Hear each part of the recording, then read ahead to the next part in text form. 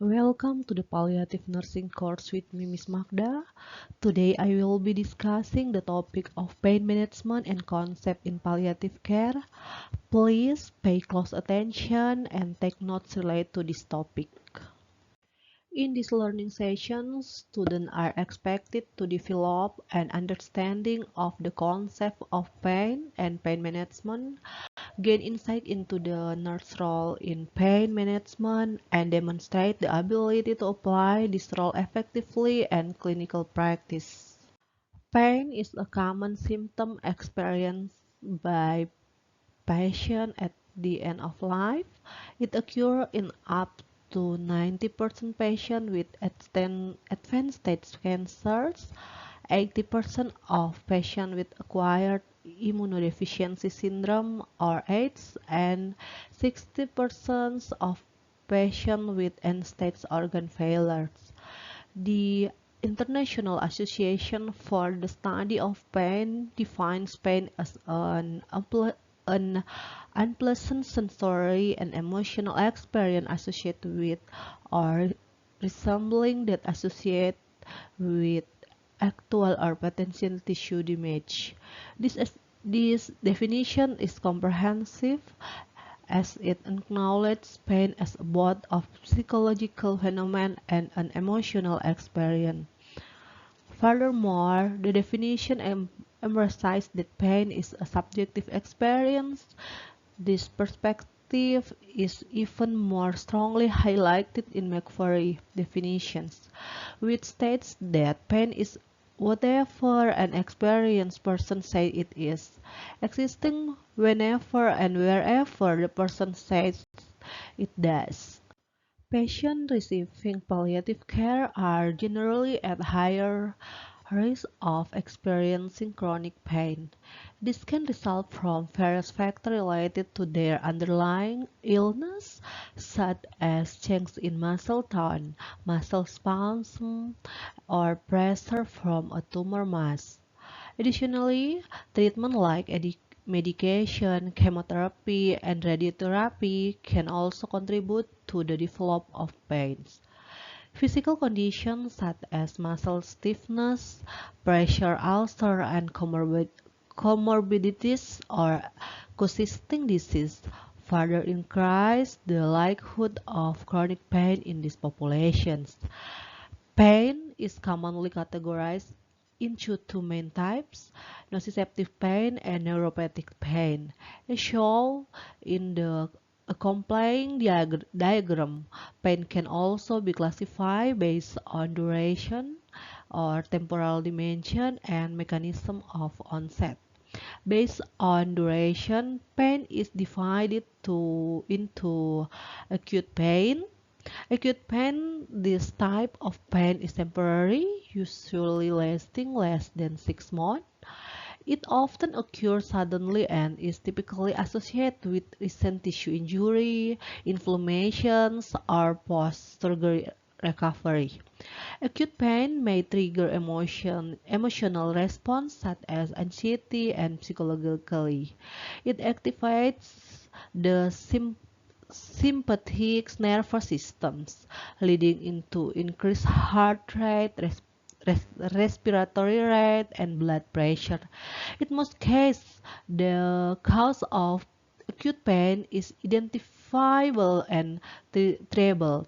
However, if not managed properly, it may progress into chronic pain.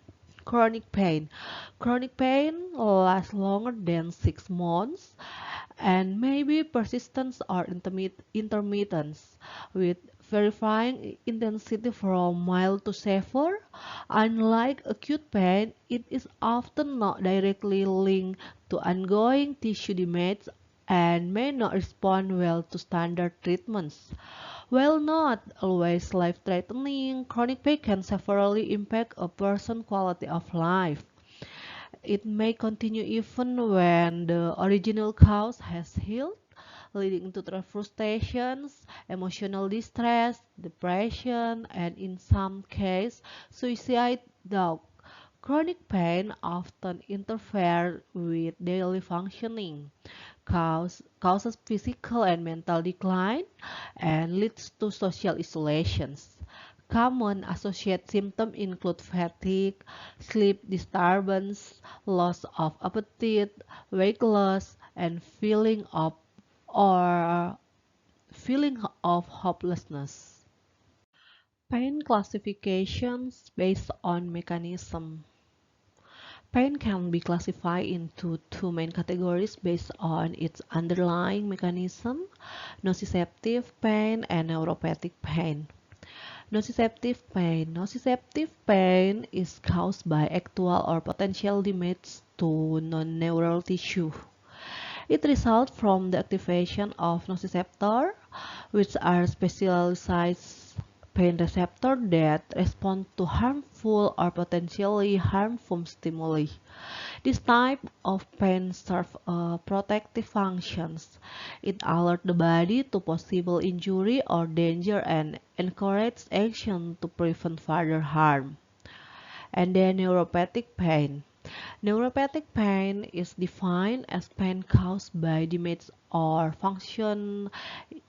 dysfunction in the somatosensory nervous system, either in the central or peripheral nervous systems. It can result from conditions such as trauma, ischemia, lack of blood flow, infection, or metabolic disorder.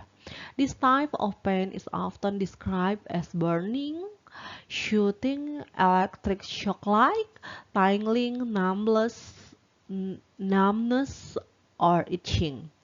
It can occur spontaneously without any clear trigger, or be provoked by stimulus. Neuropathic pain is complex and involves changes in both peripheral and central nervous system pathway. In palliative care, pain is often chronic, progressive, and complex, involving not only physical but also physiological, social, and spiritual dimensions. The source of pain can stem from the primary disease such as cancer or organ failure. Side effects of treatment like chemotherapy or radiotherapy or other health conditions such as arthritis or neuropathy. Therefore, managing chronic pain in palliative patients requires a holistic, multidisciplinary approach addressing all aspects of the patient experience, not just the physical symptoms. The psychology of pain and the palliative approach.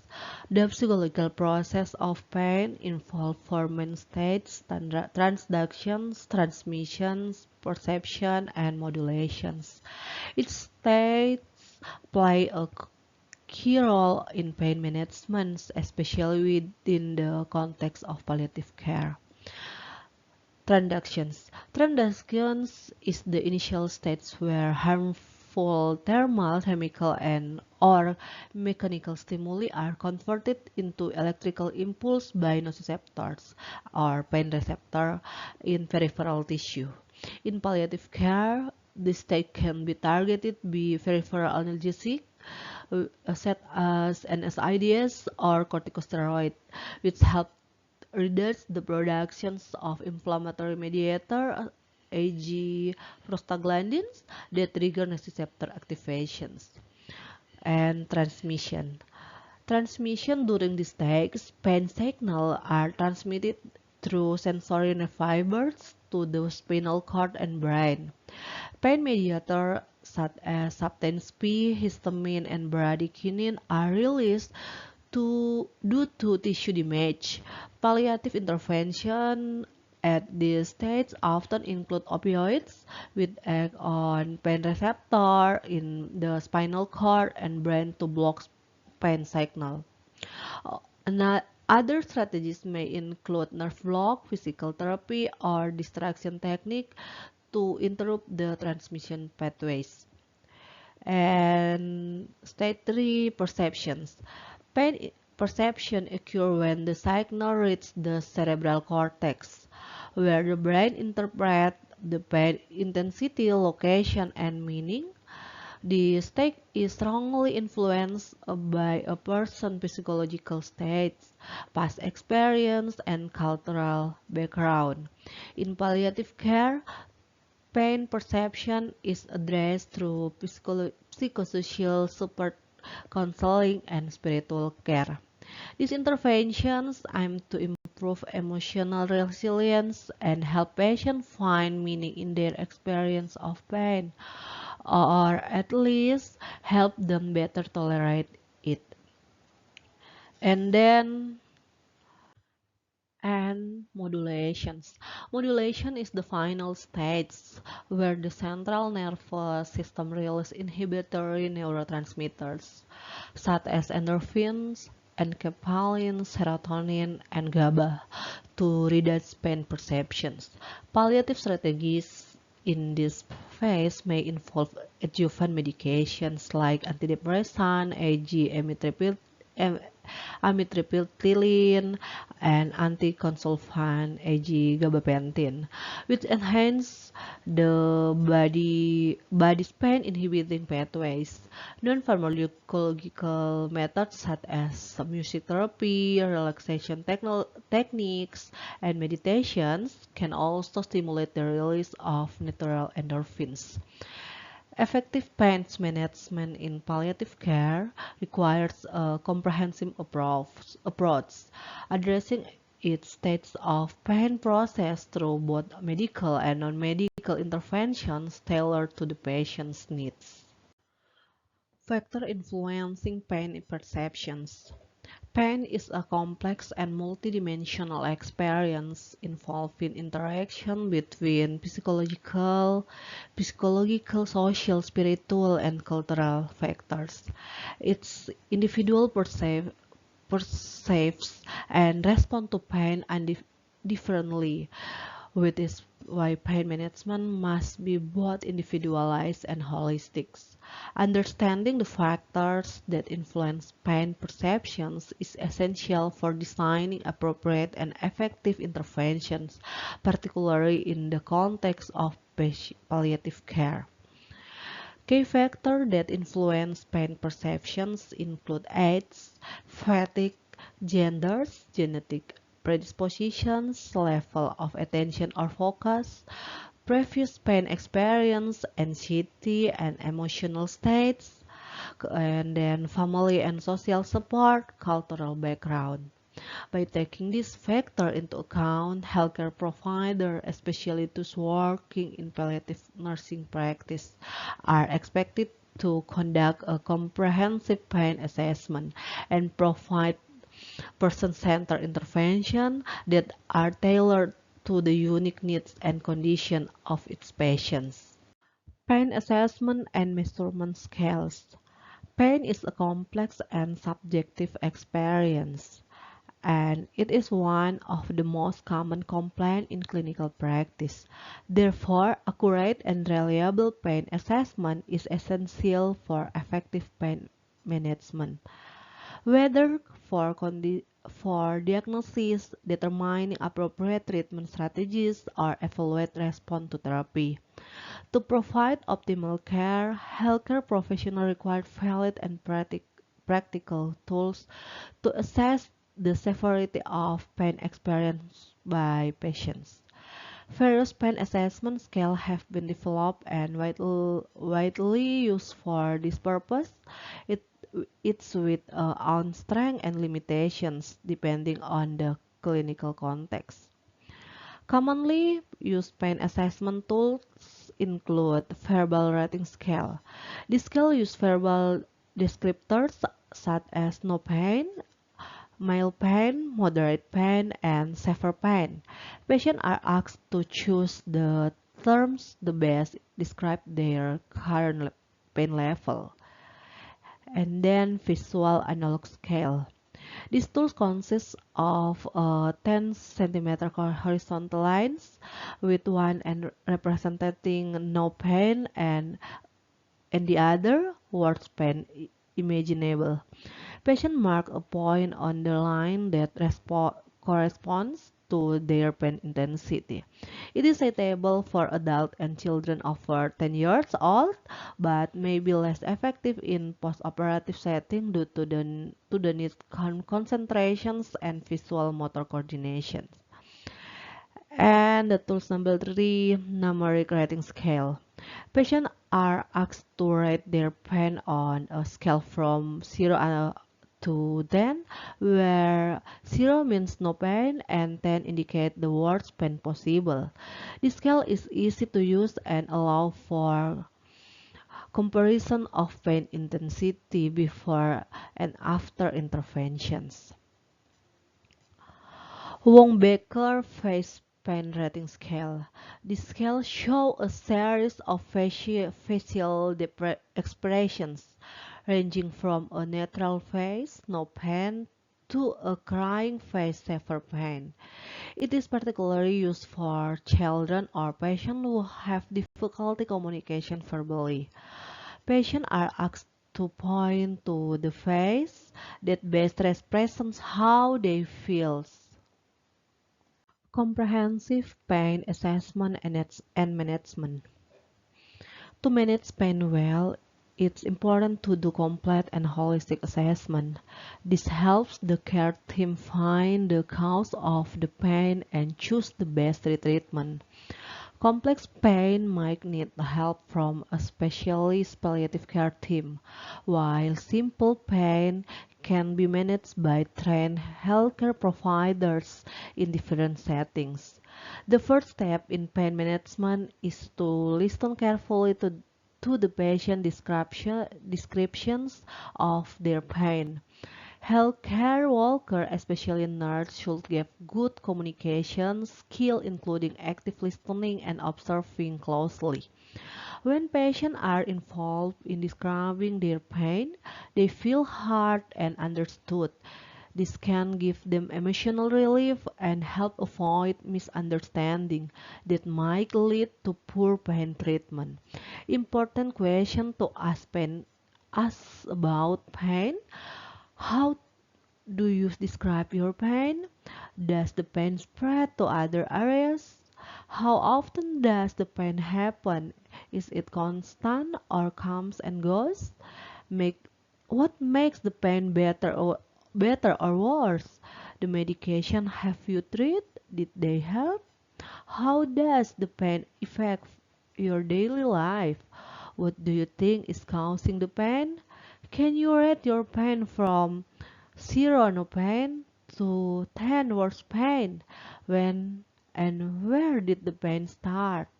The way patients describe their pain can help identify the pain type, like organ pain, bone pain, or nerve pain. It's also important to consider things that affect how a person feels pain, like their physical health and emotions, because this can make pain feel worse or easier to handle. Barriers to pain assessment. Pain assessment is a crucial step in effective pain management. However, in practice, various barriers can hinder accurate and comprehensive pain assessments. These obstacles arise not only from healthcare providers, especially nurses, but also from patients themselves. Understanding this factor is essential to improve the quality of care and patient comfort. Barrier from the nurse perspective. Lack of knowledge and skill to conduct through the holistic pain assessments. Failure to use standardized formal pain assessment tools. Inadequate development of therapeutic relationship with the patients. Doubting the patient's pain report and relying more on personal subjective judgments. Personal experience of nurse influencing objectivity in assessing patient pain, and misunderstanding of chronic pain leading to incorrect interpretation and diagnosis. And barrier from the patient's perspective, as viewing pain as a normal part of illness and therefore not reporting it clearly. stoic attitude, or fear of bothering healthcare workers, causing patients to withhold pain report. Fear that reporting pain may be seen as a sign of disease worsening. Concern about receiving stronger medication or side effect if pain increase are reported. By recognizing these barriers, healthcare professionals can take strategic steps to overcome challenges in pain assessments, improving education and training for nurses, along with fostering open and empathic communication with patients is essential. This approach supports objective and comprehensive pain assessment, ultimately leading to more effective pain management and enhanced patient quality of life. Pain management in palliative care.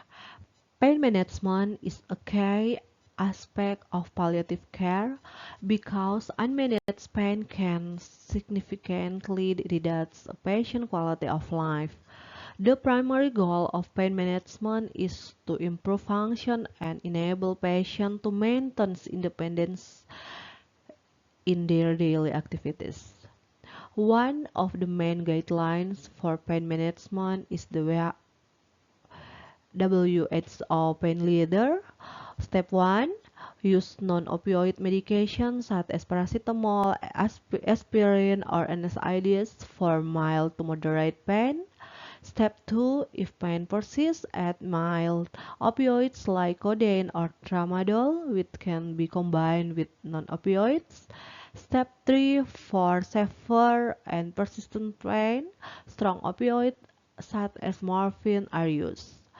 Morphine use is often delayed due to concern about side effects, addictions, or stigma. However, morphine is safe when used according to pain needs, not based on disease states. Dosage, dosages should be adjusted as needed with additional as needed PRN. Dose given for breakthrough pain, typically 1/5 to 1/6 of the daily dose. Laxative use should always be pres- prescribed alongside morphine because it commonly causes constipation. Common side effect of pain medications. Paracetamol can cause liver damage if taken excessively. Aspirin and NSAID may affect the stomach lining and kidney functions, and then opioids can cause nausea, vomiting, sedation, and constipations.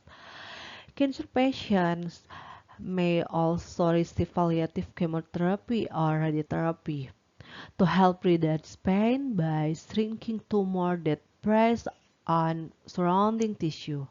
Radiotherapy is particularly effective for bone metastasis pain and often require only one or two dosations. Non-pharmacological therapies. For optimal pain control, non-drug therapies should complement medication. This may include biological therapies such as supplements, mind-body therapies including relaxations, meditations, and cognitive behavior therapy, and physical therapies like physiotherapy, massage, and acupuncture, and energy therapy such as Reiki and therapeutic thoughts. These approaches can help raise pain thresholds, improve moods, and give patients a greater sense of control over their conditions. But barrier to effective pain management often fails due to the belief that pain is a normal part of seriously illness. Lack of accurate assessments, limited communication, and insufficient knowledge are followed up by healthcare providers.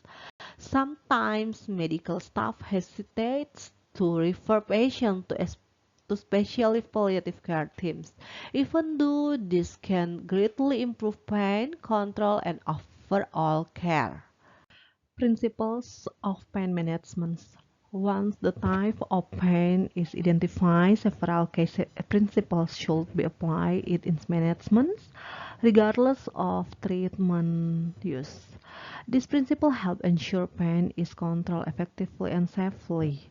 Collaborative medication administrations, pain management should be a team effort involving healthcare professionals such as doctor and nurse to ensure the therapy is appropriate and targeted, and oral medication preferably. Whenever possible, medication should be given orally as this route is easier, more comfortable, and practical for patients.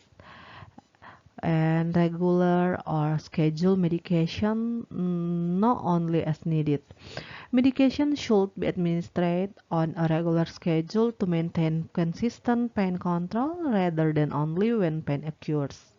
And following the WHO analgesic ladders, pain medication should be used stepwise according to pain severity, starting from non-opioids, then mild opioids, and finally strong opioids.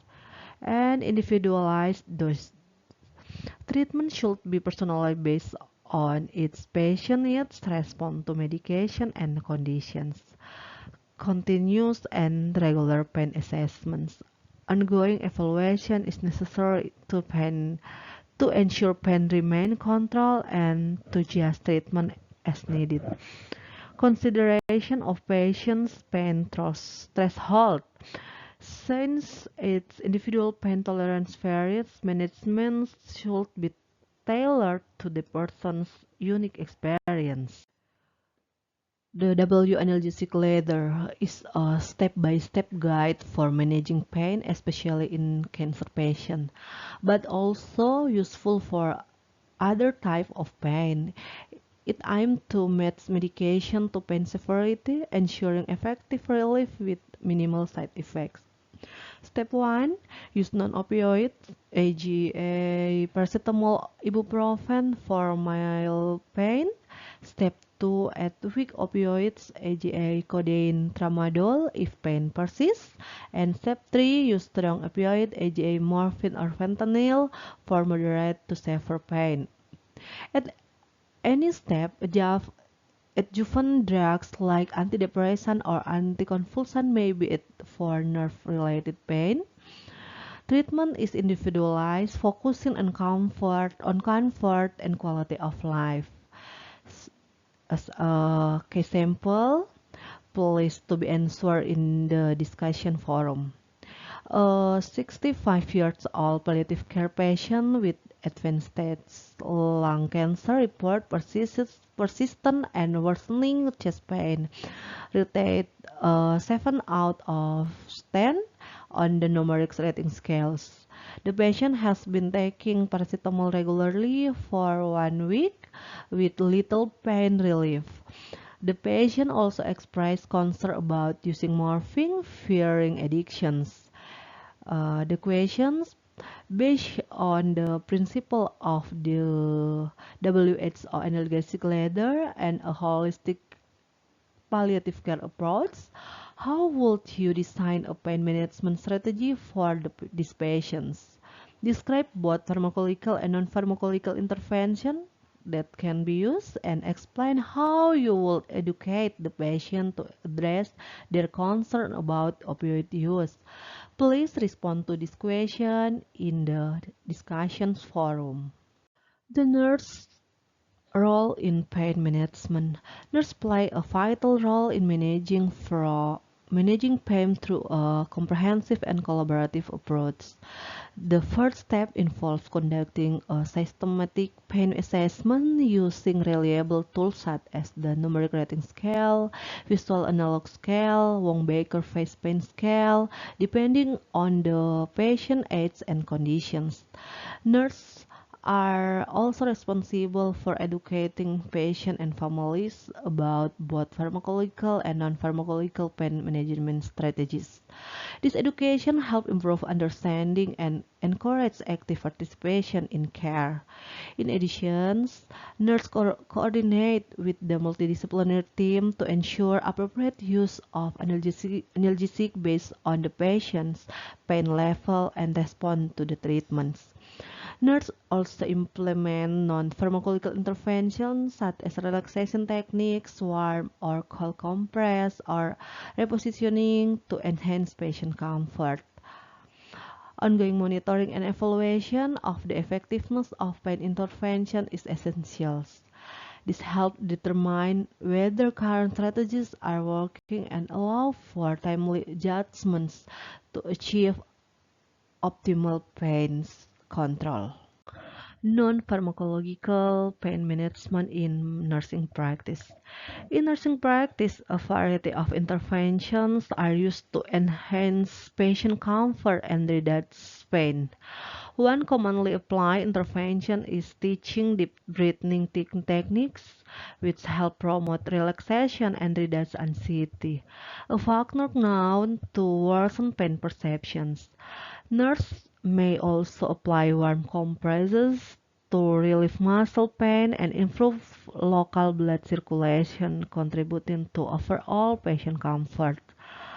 Other non-pharmacological strategies include music therapy, where nurses assist patients in listening to their preferred music as a form of emotional distraction from pain. Equally important, nurses have a key role in monitoring for side effects of opioid use, such as excessive sedation, nausea, or constipation, and promptly reporting them to the medical team and ensure proper management. Case example, Mrs. S. 60 years old woman is receiving care in palliative unit with advanced stage breast cancers. She reports lower back pain, rate 6 out of 10, especially when moving. She also appears anxious and has difficulty sleeping. The nurse teaches her deep breathing exercise to promote relaxations, applies warm compress to the painful area, and plays smoothing music that Mrs. S enjoy. Additionally, the nurse observes for side effects from morphine and report the patient complaint of nausea to the physicians. Take Key takeaway: the simple case highlight the core principle of holistic palliative nursing care, which focus on the patient comfort, especially in pain management. It illustrates the essential role nurses play in delivering comprehensive, safe, and evidence-based interventions that support the quality of life for patients through individualized and collaborative care. Pain in palliative care, a holistic approach. Pain is one of the most common and distressing symptoms experienced by patients receiving palliative care. Effective pain management requires a holistic approach that integrates pharmacological, non-pharmacological, psychosocial, and spiritual strategies to address the complex needs of its patients. Nurses play a control role within the multidisciplinary team, particularly in conducting comprehensive pain assessments, providing education to patients and families, implementing appropriate intervention, and evaluating the effectiveness of pain management strategies. An approach that is empathic, evidence-based, and patient-centered is essential in improving the quality of life for individuals receiving palliative care.